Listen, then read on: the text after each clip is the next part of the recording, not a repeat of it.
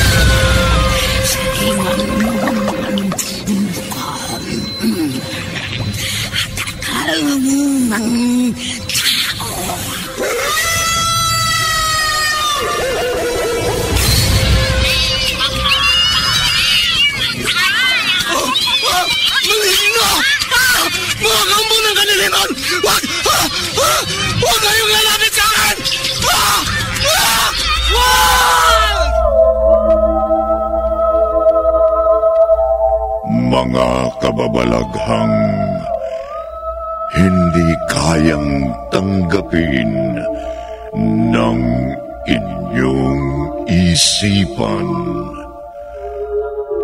nagaganap tuwing sasapit ang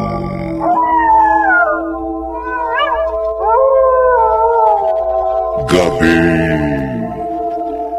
ng lagi.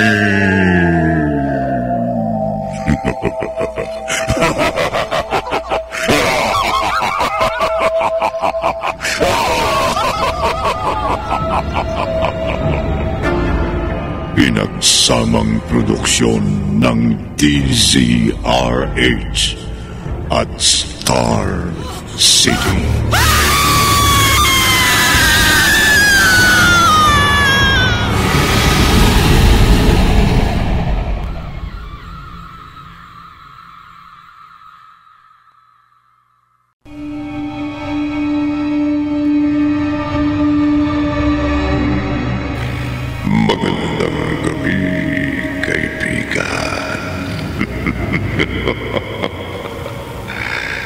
Kagabi,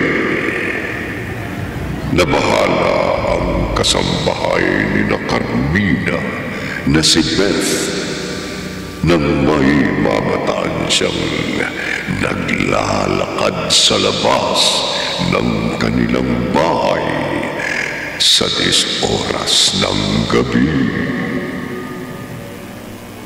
Lumapit ang babae sa lola ni Simeon.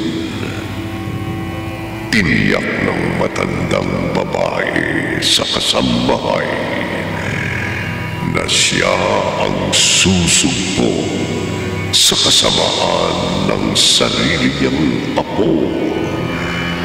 Mangyari na ang mangyayari. Narito ang ika-4 na bahagi ng kahindik-hindik na kwentong tampok sa linggong ito na pinamagatang Nagbabalik ang Lagi. Sa isa na naman Gabi ng Lagi.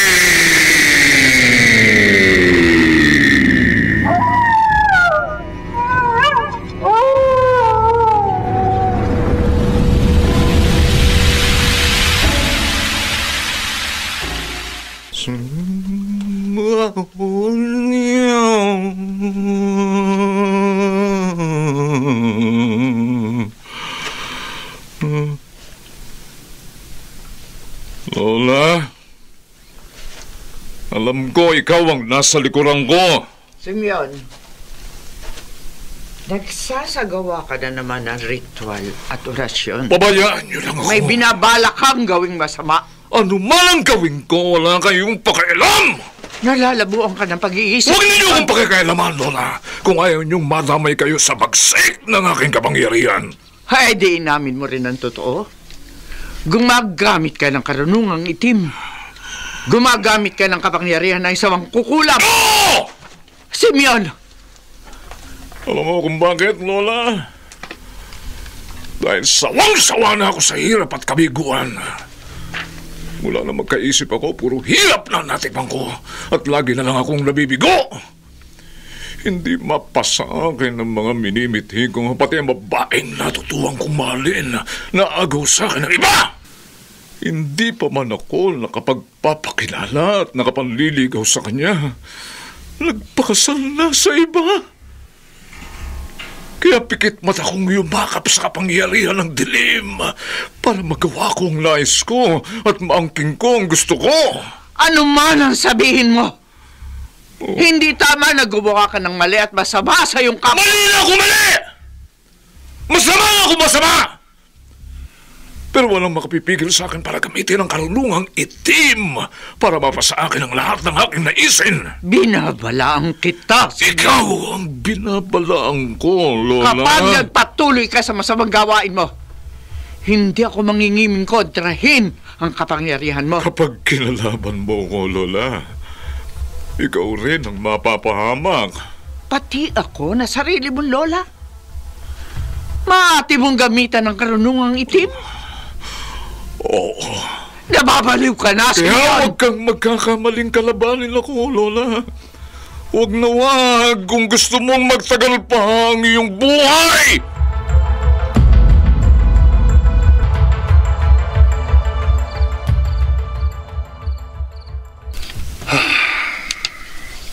Nick, ginabi ka na rito sa opisina ah. Kailangan tapusin ko itong trabaho ko, Rusty. Nuobliga ako ni boss na tapusin ito eh. Kung pwede nga lamang na ako ang tumapos niyan sa trabaho mo eh. Dahil sanay naman ako mag-overtime. Ako na bahala rito. Alam ko, gusto mo nang makauwi. Kasi nga, naghihintay sa akin si Karina. Yan nga ang inaalala ko eh. Malamang, hindi na naman kakain yun. Hindi na naman siya makakatulog. Hanggang hindi niya ako katabi. Paano? Eh yun, tatawagan ko na lamang yung kasambahay namin. At pagbibilinan ko na lamang siya, naasikasuhin mo na yung asawa ko habang wala pa ako. Mahirap na. Baka atakihin na naman ang matinding takot at pagkabahalang aking asawa.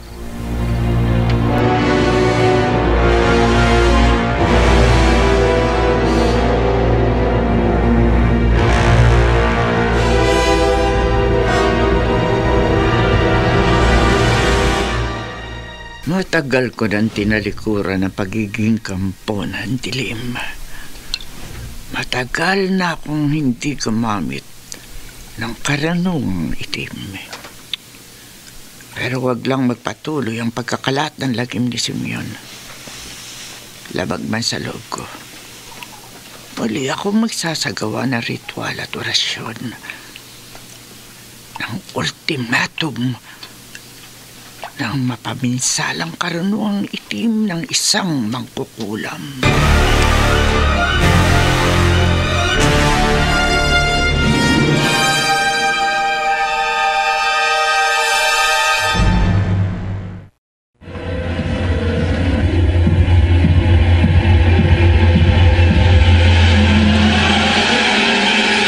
Balikan natin ang kasaysayang tampok sa linggong ito sa isa na namang Gabi ng Lagim.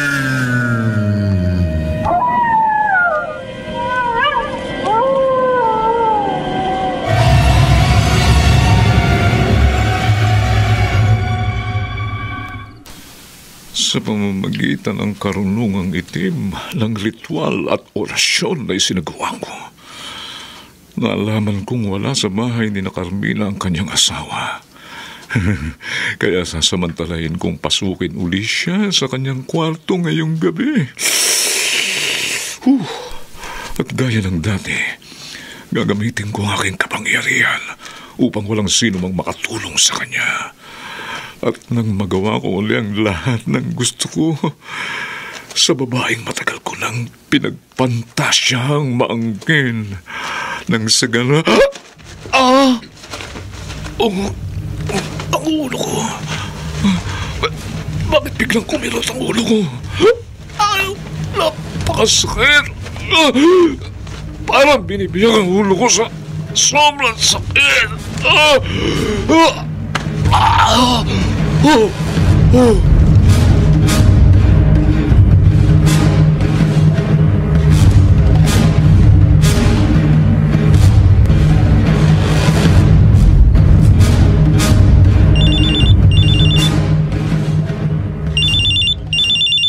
Hello, Kuya Nick?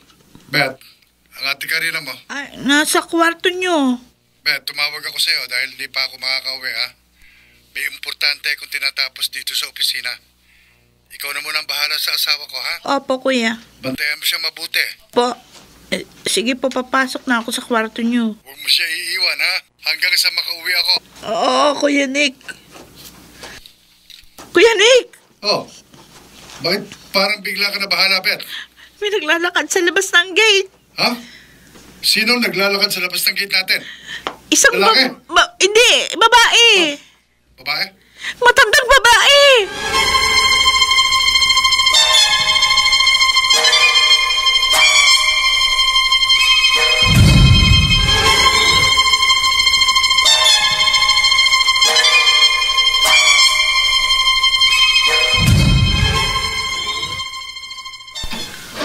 Lola Uping, anong ginagawa niyo dito sa labas ng gate ng mga amo ko? Ganitong oras ng gabi. Bet, naparito lang ako para malaman mo.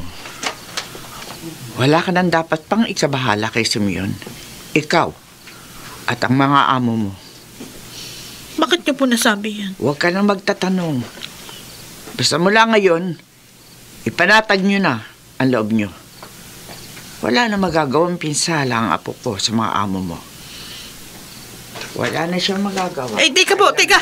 Lola Uping, sandali! Lola!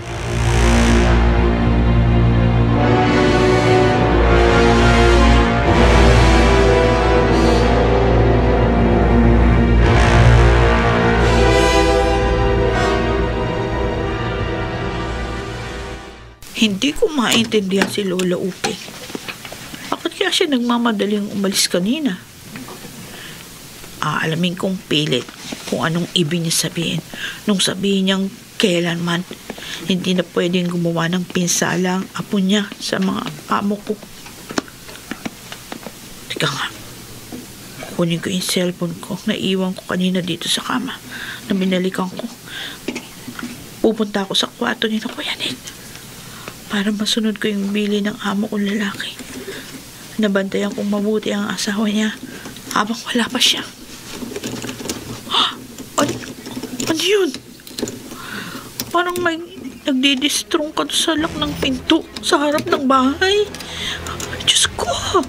Baka nagbalik na naman ang lalaking labis na kinatatakutan ni Ate Karina. Baka siya yung nagdidistrong ka ng pinto doon sa labas ng bahay para makapasok sa kwarto at mapagsamantala na naman uli ang amo kong babae. Oh, natigil. Natigil ang ingay nung pagdidistrong ka sa lock ng pinto. Lalabas ako dito sa kwarto. Titingnan ko kung may ibang taong pumasok dito sa bahay.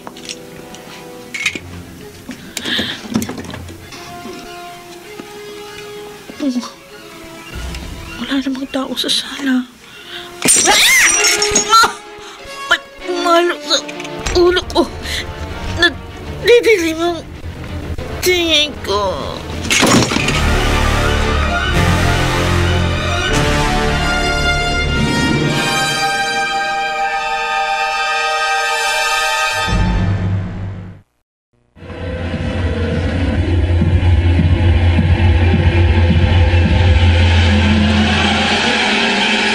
Balikan natin ang kasaysayang tampok sa linggong ito sa isa na namang Gabi ng Lagim.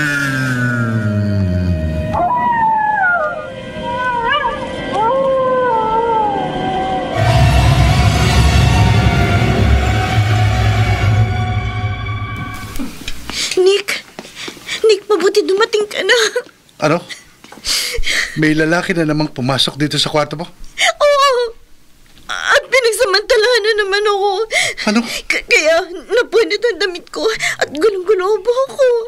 Kaya pala pagdating ko, sira ang pinto sa harap ng bahay. At dinatnat kong nakabulagtang walang malay si Beth sa sala na may sugat sa ulo. Malamang, sinira na naman ang hayop na lalaking yun ang pinto. Kaya siya nakapasok dito sa bahay. At pinukpok pa niya ng florera sa ulong ating kasambahay. Para mapagsamantalahan ka na naman niya. Hindi ko makakalimutan ang mukha ng lalaking yun na bago pa lamang nakakaalis na dumating ka. Malamang, hindi pa siya nakalalayo. Susundan ko siya kanina. Susundan natin ang lalaking nagsamantala sa akin. Oo. Natatandaan mo kamong mukha niya? Oo, tandang-tanda ko itsura niya. Ituro mo siya sa akin. At kapag naituro mo ang hayop na lalaki yun, pagbabayaran niya ang 2 beses niyang paglapastangan sa'yo. Pagbabayaran niya ng kanyang buhay.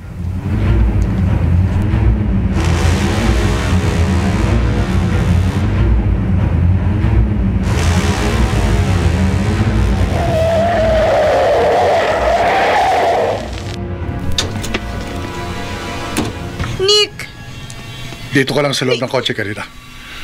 Ako nang bahala sa lalaking naglalakad sa highway na nadaanan ng sasakyan natin. At itinuro mo sa akin siyang nagsamantala sa'yo. Hoy! Ha? Huwag kang aalis sa katatatayan mo. Bakit? Mamaang-maang ka pa? Ha? Bakit mo ko tinututukan ng baril? Maliwanag ang sumbong ng asawa ko. Ikaw ang itinuro niyang 2 beses pumasok sa bahay namin at lumapastangan sa kanya. Nagkakamali ka. Wala akong nalalaman sa binibintang mo. Pagbabayaran mo ng mahal ang ginawa mong paglapastangan sa asawa ko. Pasasabugin ko ang bungo mo! Mamamatay ka!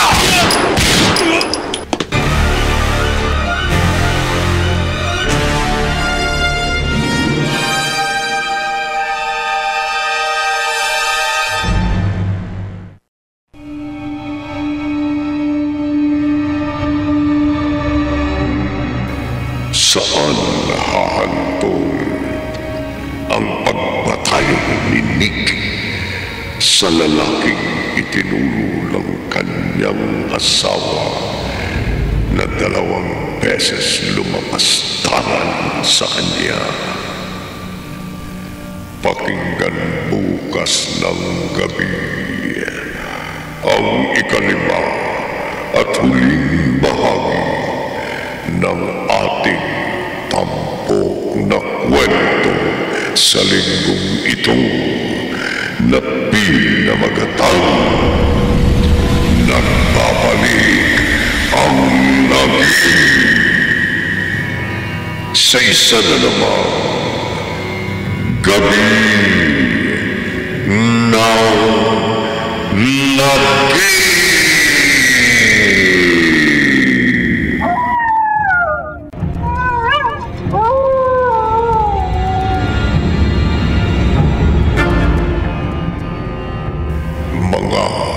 Nagsigala Bobby Cruz, Chiquit del Carmen Amor, June Martin Legaspi, Rosana Villegas, Jerry Mutia at Susan Robles.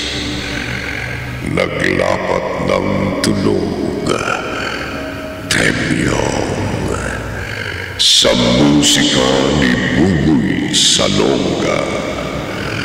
Supervision teknikal ni na Eric Lucero at Bong Muyar. Isinulat ni Oli Aquino at sa direksyon ni Leonel Benjamin. Gabi ng lagi.